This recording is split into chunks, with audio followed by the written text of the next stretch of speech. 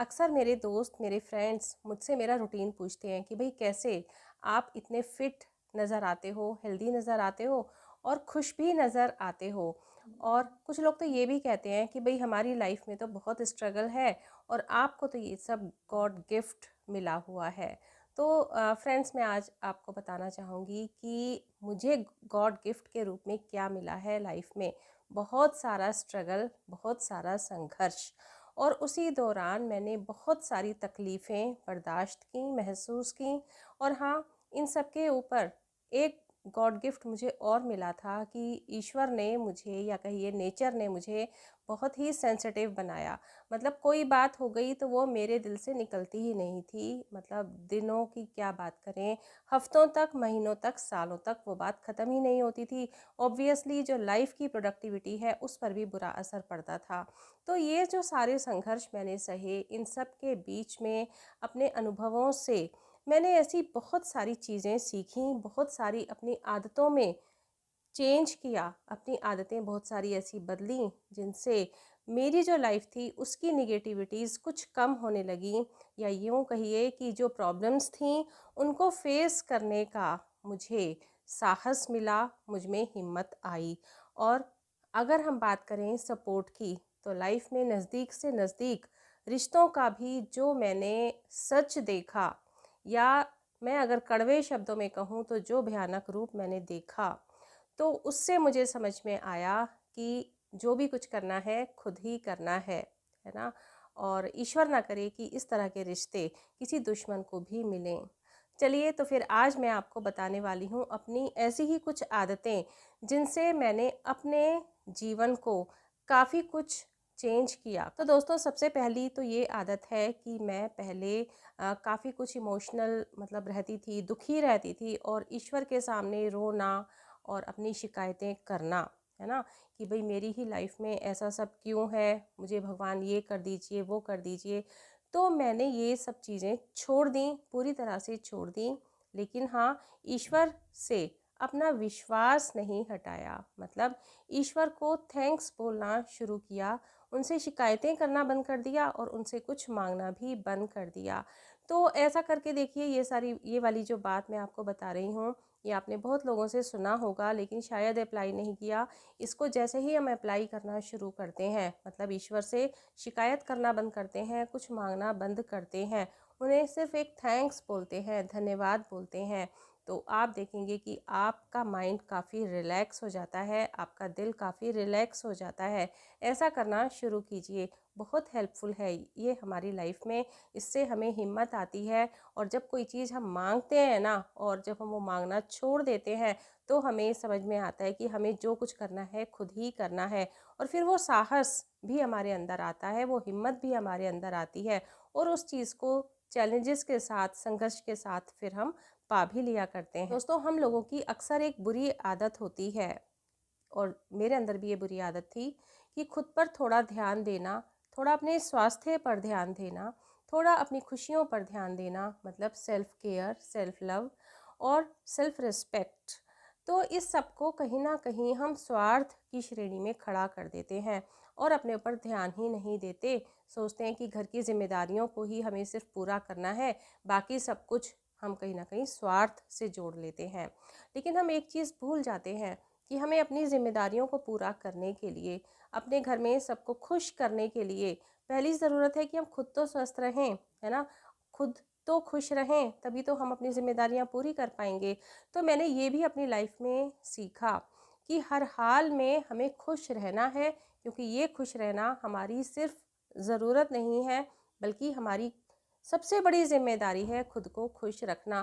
क्योंकि जब हम खुद को खुश रखते हैं तो हम स्वस्थ रहते हैं, है ना, और अपनी चीज़ों को बेहतर तरीके से कर पाते हैं, हमारी परफॉर्मेंस बेहतर होती है, ऑब्वियसली हम अपनी जिम्मेदारियों को बेहतर तरीके से कर पाते हैं। तो दोस्तों, कैसी भी कंडीशंस हो, कुछ भी हो, हमें हर हाल में खुश रहना ही है। और एक समय तो ऐसा था लाइफ में, इतना संघर्ष था कि मेरे फेस पर मतलब बहुत संघर्ष, बहुत दुख नज़र आता था। और कई लोग पूछ भी लिया करते थे कि क्या बात है, आप इतने दुखी क्यों रहते हो। मतलब वो समय याद आता है तो अब भी मेरा दिल भर आता है। तो मैंने उस समय में कुछ ऐसा करना शुरू किया कि अपने फेस पर एक नकली हंसी, नकली खुशी भी लाना शुरू किया। क्योंकि कहीं ना कहीं कुछ ऐसा होता है कि कुछ लोग जो आपके आसपास होते हैं, जो आपको खुश नहीं देखना चाहते, जब वो वास्तव में देखते हैं कि हाँ आप खुश नहीं हो, आपके फेस पर खुशी नहीं है, तो वो काफ़ी इंजॉय करते हैं अपनी लाइफ को, है ना? उनको मज़ा आता है क्योंकि वो यही चाहते थे और उनकी इच्छा पूरी हो जाती है, उनका मनोबल बढ़ता है, वो और भी ज़्यादा फिर आपके अगेंस्ट कुछ ऐसी चीज़ें किया करते हैं। तो इसलिए कहा जाता है ना, आपने भी सुना होगा, आपको खुश रहना है स्पेशली उन लोगों के लिए जो आपको खुश नहीं देखना चाहते।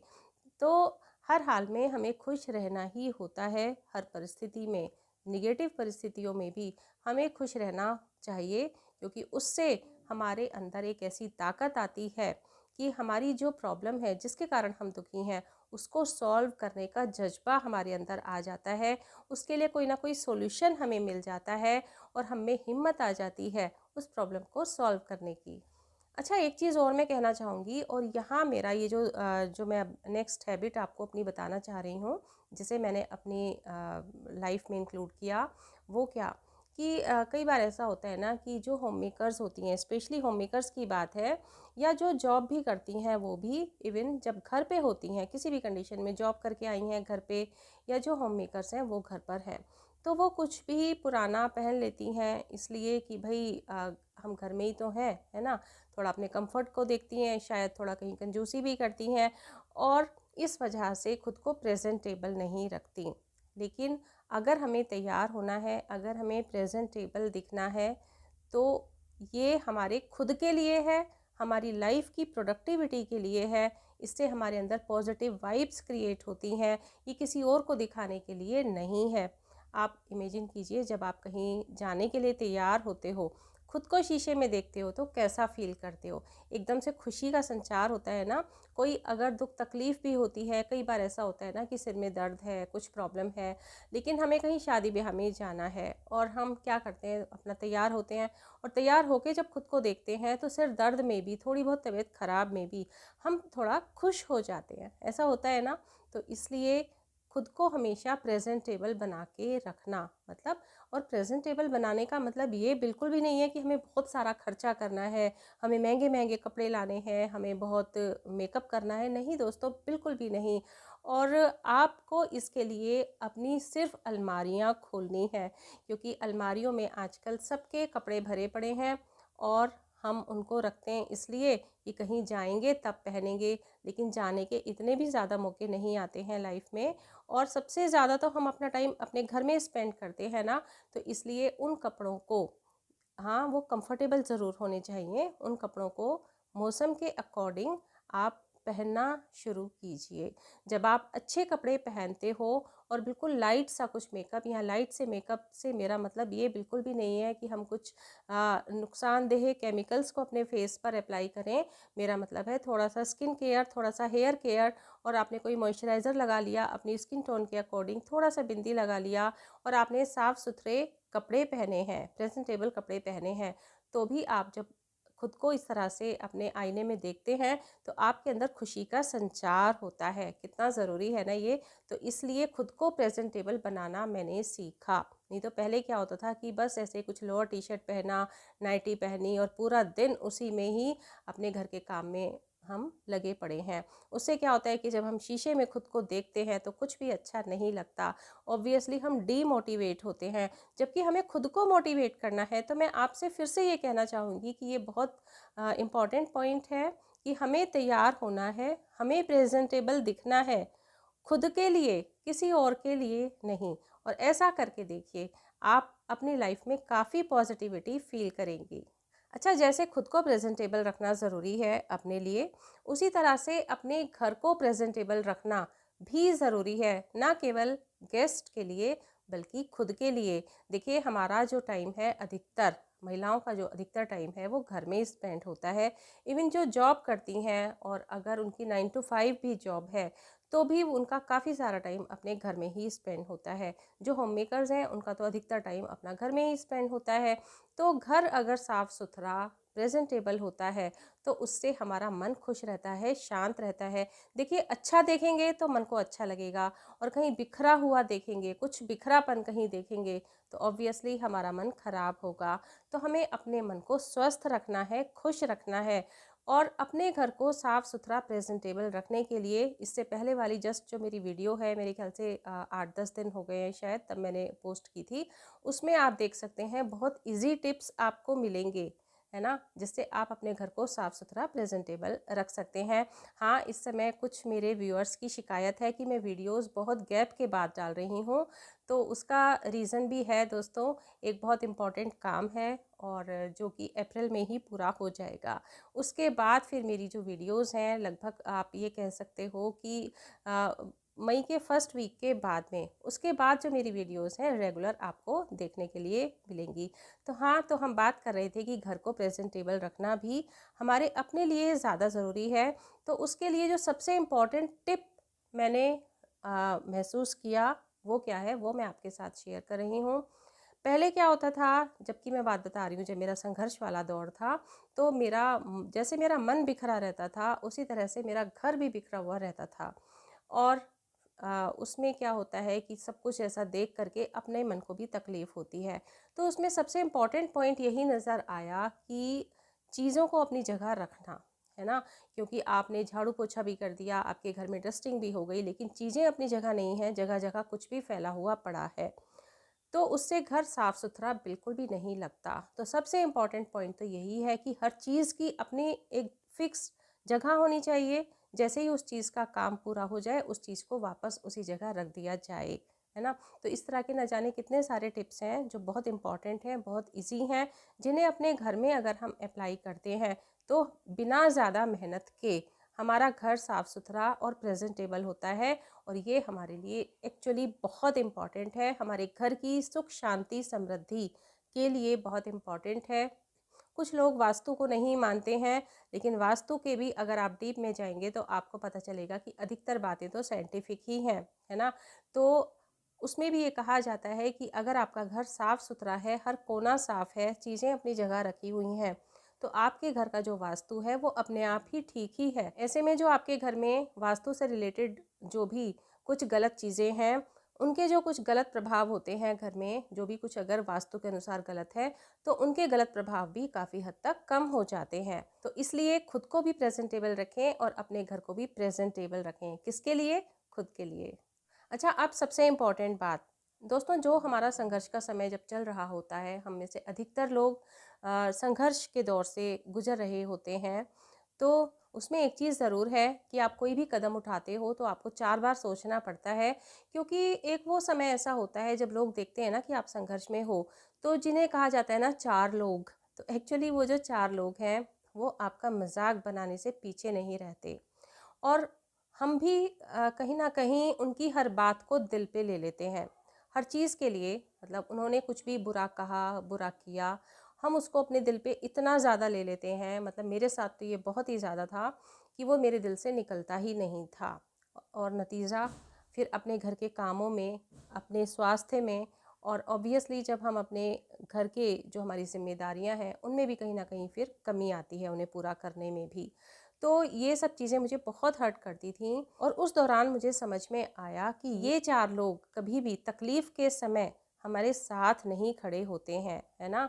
वो हमारा कुछ भला नहीं करने वाले हैं, तो उनकी बातों को इग्नोर करना ही सबसे बड़ा सल्यूशन है। तो ठीक है, किसी ने कुछ गलत कहा तो ये नहीं कि उसे हफ्ते, महीनों, सालों तक अपने दिल में संगवा के रखा जाए। तो उस समय हर्ट हो गए, तकलीफ़ हुई, घंटे 2 घंटे, ज़्यादा से ज़्यादा बड़ी बात है 1 दिन बस। उससे ज़्यादा मैं खुद को परेशान नहीं करती हूँ, मतलब उस तकलीफ़ से खुद को निकाल देती हूँ। मतलब 1 दिन परेशान हुए, रात को सो गए चलो, लेकिन नेक्स्ट डे जब मैं उठती हूँ तो नई सुबह से नई शुरुआत हो जाती है, और फिर मैं उस तकलीफ़ को अपने ऊपर हावी नहीं होने देती हूँ। इसकी मैंने प्रैक्टिस कर ली है। मैं अक्सर अपनी वीडियोस में ऐसे कहा करती हूँ ना कि अपनी खुशियों की चाबी अपने हाथ में रखिए। अगर हम किसी की तारीफ़ करने से, किसी ने हमारी तारीफ़ की, हम खुश हो गए, किसी ने हमारे साथ कुछ बुरा कर दिया, हमें कुछ बुरा कह दिया, हम दुखी हो गए, इसका मतलब क्या है कि औरों ने हमारे अंदर चाबी लगाई, हम खुश हो गए, औरों ने हमारे अंदर चाबी लगाई, हम दुखी हो गए। तो इसी को तो कहते हैं ना कि अपनी खुशियों की चाबी औरों के हाथ में दे देना। तो अब वो चाबी मैं अपने हाथ में रखती हूँ। मतलब किसी के कुछ बुरा करने कहने का अब मेरी लाइफ के ऊपर कोई प्रभाव नहीं पड़ता। अच्छा दोस्तों, योगा एक्सरसाइज इन्होंने मेरी लाइफ में मुझे बहुत सपोर्ट किया है, और मतलब मेरी बहुत बड़ी प्रेरणा है मेरे लिए योगा, मेरे लिए एक्सरसाइज।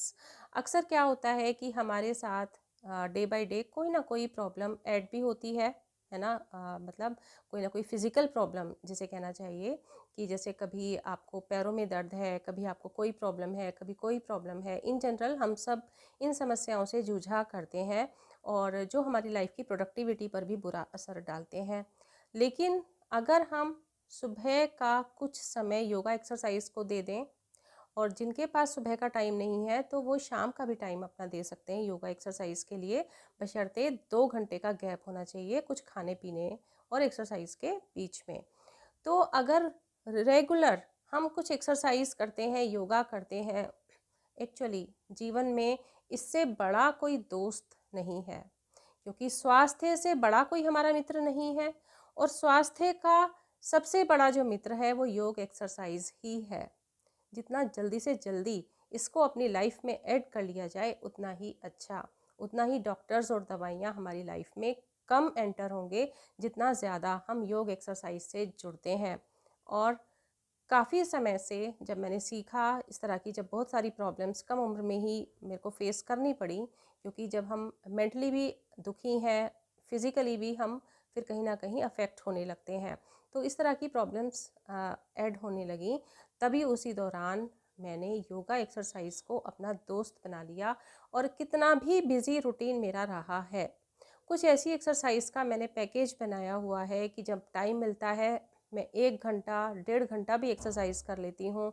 जब टाइम नहीं मिलता तो मैंने 10 मिनट का भी सिर्फ पैकेज बनाया हुआ है कि उन एक्सरसाइज को मैं 10 मिनट भी डेली कर लिया करती हूँ। मतलब उनकी गिनती कम हो जाती है। जैसे कोई एक्सरसाइज, जैसे सपोज़ अनुलोम विलोम है, वो अगर हम डेली गिनती से अगर 100 टाइम्स करते हैं या 50 टाइम्स करते हैं, तो चाहे मेरे पास टाइम नहीं है तो मैं 10 बार ही करती हूँ, है ना। लेकिन रेगुलर करती ज़रूर हूँ। और इसको हम कहते हैं कि डोंट ब्रेक द चेन, अपनी चेन मत तोड़ो। मतलब एक्सरसाइज जो हम रोज़ाना कर रहे हैं, इसकी चेन हमें नहीं तोड़नी है। आप कितने भी बिजी हैं, आप उस दिन जिस दिन ज़्यादा बिजी हैं, आप सिर्फ 5 मिनट ही करें। वो 5 मिनट भी आपको फ़ायदा देंगे। सबसे बड़ी बात कि आपकी जो कंसिस्टेंसी है वो बरकरार रहेगी, आपकी जो रेगुलरिटी है वो मेंटेन रहेगी। और किसी भी काम के लिए, स्पेशली अगर मैं बात करूं योगा एक्सरसाइज की, उसमें आप कितनी ज़्यादा एक्सरसाइज करते हैं एक दिन में, उससे ज़्यादा ये इम्पॉर्टेंट है, उससे ज़्यादा ये बेनिफिशियल है कि हम अपनी लाइफ में कितनी कंसिस्टेंसी के साथ लगातार हम कितनी एक्सरसाइज कर रहे हैं। जितनी ज़्यादा रेगुलरिटी होगी ना, उतना ही हमें बेनिफिट मिलता है। अच्छा दोस्तों, अब मैं बुरी आदत बताने वाली हूँ जो सिर्फ मेरी ही नहीं थी, बल्कि हम में से अधिकतर महिलाओं की एक बुरी आदत होती है कि हम अपने खाने पीने में कहीं ना कहीं कंजूसी करते हैं। सोचते हैं कि घर के जो बाकी मेंबर्स हैं उनको मिल जाए, हमारा क्या है, हम तो घर में ही रहेंगे, इस तरीके से। अब एक समय तो ऐसा भी होता है कि आपके साथ घर में कुछ और भी मेंबर्स होते हैं, तो कहीं ना कहीं आप मेरी बात समझ ही रहे होंगे कि आप अपने हिसाब से चीज़ों को नहीं कर सकते हैं। उस समय में भी आप जितना संभव हो ज़रूर करें, क्योंकि इन फ्यूचर कहें या इवन प्रेजेंट में भी आप कहें, तो जितना साथ आपका शरीर देगा उतना साथ आपका कोई नहीं देगा। और ना केवल आपका, आपका शरीर अच्छा है, आपका मन अच्छा है अगर, तो आप अपनी जिम्मेदारियों को भी बेहतर तरीके से कर पाते हैं ना। तो हर हाल में आपको अपने स्वास्थ्य पर तो ध्यान देना ही है, और जितना संभव हो आप उस समय में भी करें। जैसे जॉइंट फैमिलीज़ में कुछ बहनें रहती हैं तो नहीं कर पाती हैं अपने हिसाब से, उस समय में भी जितना संभव हो ज़रूर कोशिश करें। बाकी जिनके लिए फ्रीडम है, जो आराम से कर सकती हैं, कम से कम वो तो ध्यान दें, है ना। तो अपनी हेल्थ पर ध्यान दें। इन्वेस्टमेंट है ये खर्च करना नहीं है, इन्वेस्टमेंट है। सोचिए कि एक समय के बाद आपके जो हस्बैंड है वो आपको डॉक्टर्स के पास लिए घूम रहे हैं, आपका दवाइयों पे इतना खर्चा हो रहा है, आप कहीं ना कहीं आप एक जब जिसे कहते हैं ना कि जब आप 60 प्लस हो जाते हो, तब उस समय में कहीं ना कहीं अपने बच्चों के ऊपर भी बोझ बन जाओगे, अगर आपका जो शरीर है वो स्वस्थ है नहीं है। तो ये भी आपकी एक जिम्मेदारी है खुद को स्वस्थ रखना।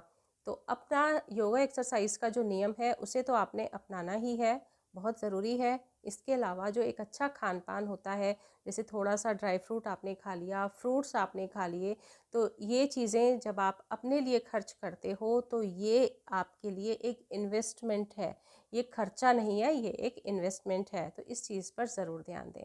अच्छा दोस्तों, अब जो मैं पॉइंट आपको बताने वाली हूँ, वो जो मैं हैबिट आपको बताने वाली हूँ, जिसे मैंने अपनी लाइफ में इंक्लूड किया है, तो वो तो ज़बरदस्त है। उससे तो मेरा जीवन ही बदल गया। और ये प्रेरणा मिली मुझे ओशो रजनीश से।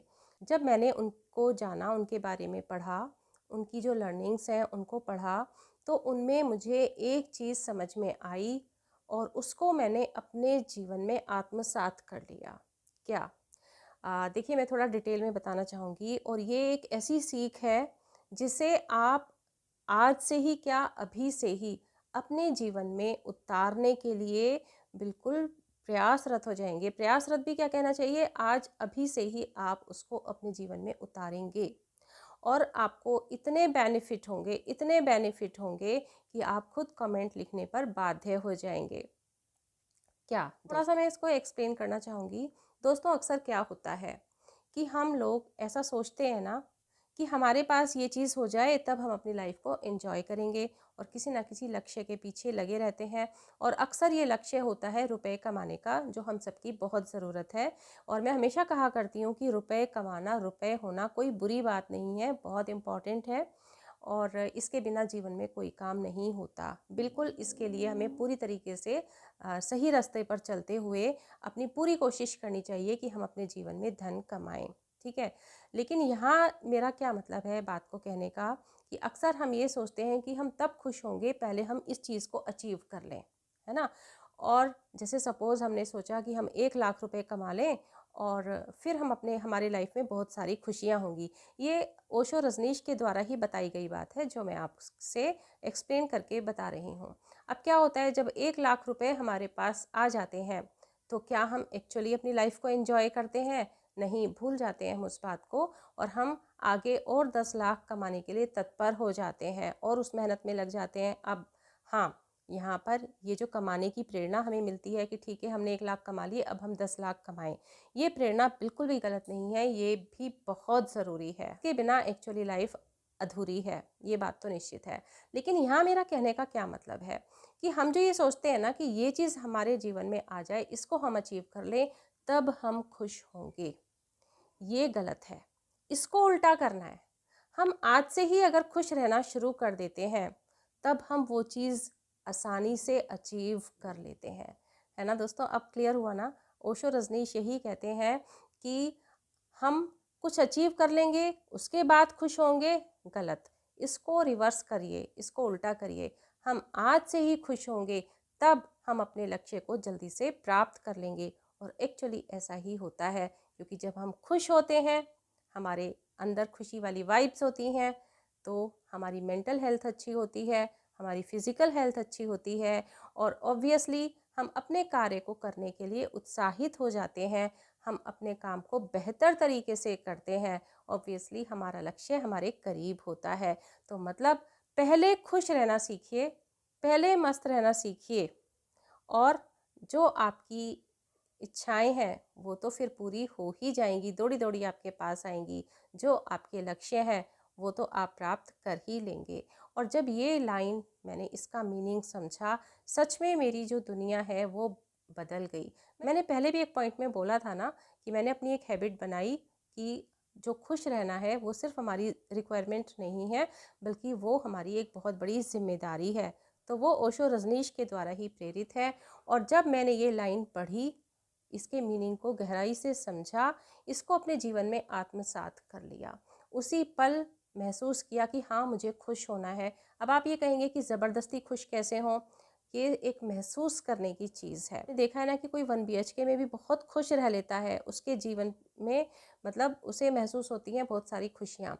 वहीं किसी के बड़े-बड़े घर हैं तो भी वो वहाँ खुश नहीं रह पाते। खुश रहना ये एक हमारा एहसास है। इस एहसास को हमें अंदर से खुद निकालना होता है, क्रिएट करना होता है।